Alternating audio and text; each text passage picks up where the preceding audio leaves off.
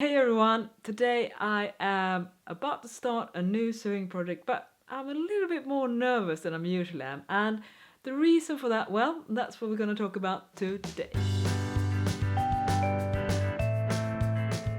Before we get started, if you haven't already, please subscribe for more sewing goodies. Each week I upload another sewing video, and also check out my blog thelaststitch.com, where I have actually been sewing blogging since 2008, so I'm about to hit the 10-year mark, which I'm really excited about.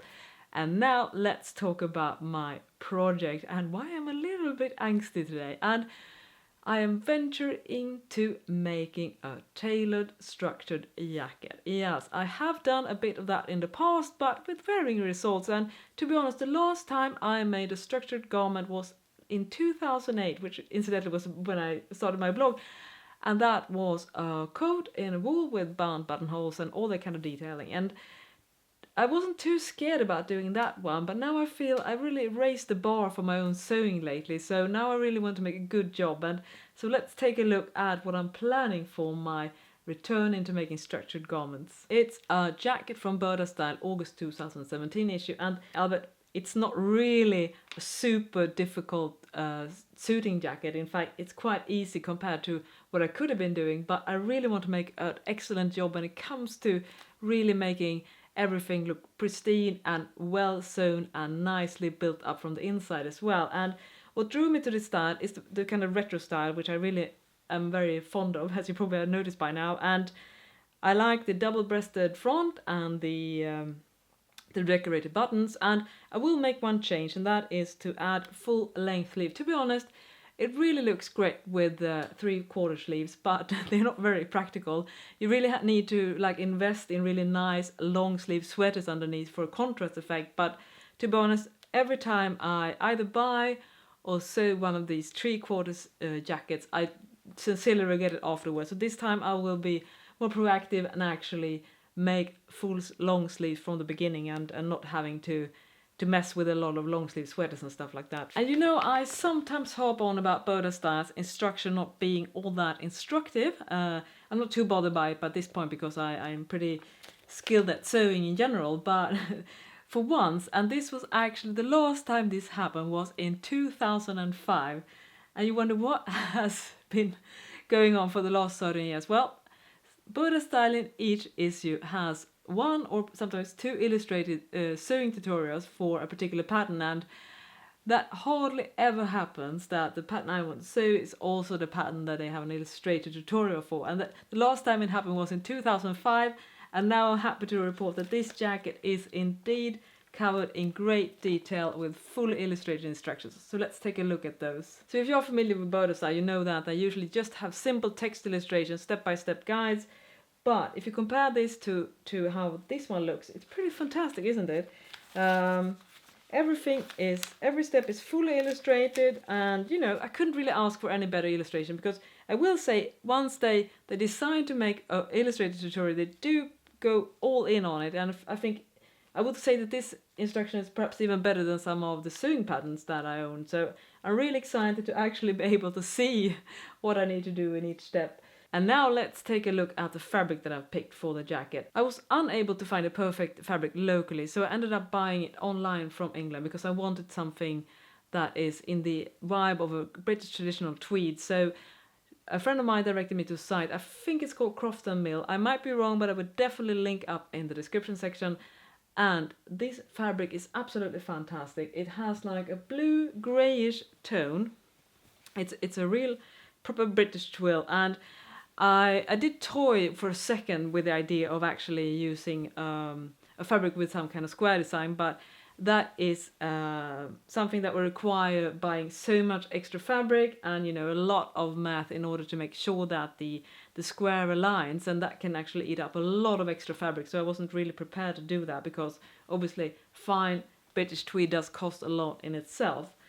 And this fabric, it does have one drawback, which is of course the risk you're always taking when you're buying online, is that it's a little bit too soft of a hand, I think, for the jacket. But I did try to soak a sample in water, and that made the fabric felt just a tiny bit. So it shrank a little bit, got slightly felted surface, but nothing that I don't mind, at least, So I will actually soak this entire fabric into cold water just to make it pull together a little bit, and that will also save me from some disappointment later on if the fabric would come into contact with water, either outside when you're, or perhaps raining, or if I'm just pressing, and I will end up with unsightly like water stanished spots. So I would just be safe here and soak everything in water before I start sewing and just get the tiny little bit of felted vibe. And I don't mind that at all. So I don't need my wool fabrics to be like really shiny and slick. So I'm very excited about that.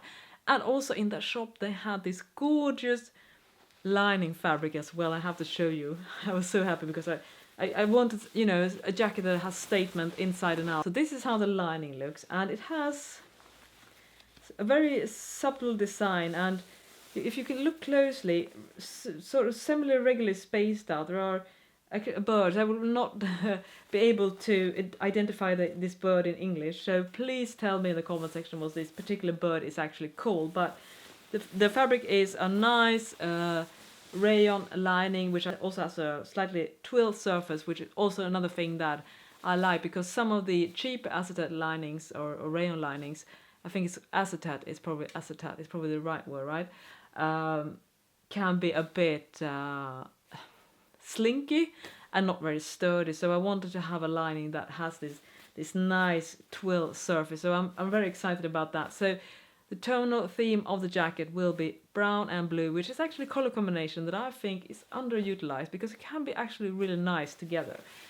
But it all comes down to the notions, which is probably the thing I enjoy the most. So let's take a look what I have planned for the notions for the garment. So these are the buttons that I picked. Now, I'm not 100% sure at the moment what material these are actually used by, but it's definitely not plastic because it has a very like partner-like surface that is really uneven. So they do add that sort of vintage feeling that I'm after when I'm doing this jacket. So I'm really excited about using this. And I will also make one change on the jacket, and that is to add bound buttonholes, because for some reason Burdastyle didn't use that. And to be honest, unless you're like top-notch hand sewer when it comes to making buttonholes, machine stitching buttonholes on a wool jacket is really hard to get that perfect finish. So to be on the safe side, I will definitely rely on bound buttonholes instead.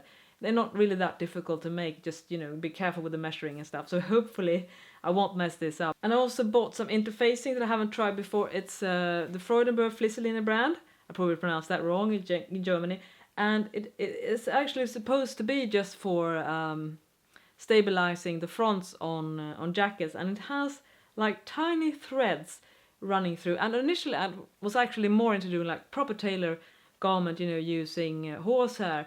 But then a friend of mine who has a tailor degree in taylorism said that one disadvantage of using horsehair is that the fabric will be quite stiff, and that could be a look that you want. I really like actually the vintage kind of stiff look, but since this fabric is kind of softish, it would probably not be a good idea to go crazy with the horsehair. So instead I just invested in some quality fusible interfacing. Also, another thing I should mention is that I am using raglan shoulder pads, even though the sleeves are set in, and Burdastyle actually recommends using a raglan sleeve in the instructions. However, you can't really be 100% sure with Burdastyle because sometimes stuff get lost in translation, because I get the Swedish version and you can't always be 100% sure that the translation will be correct.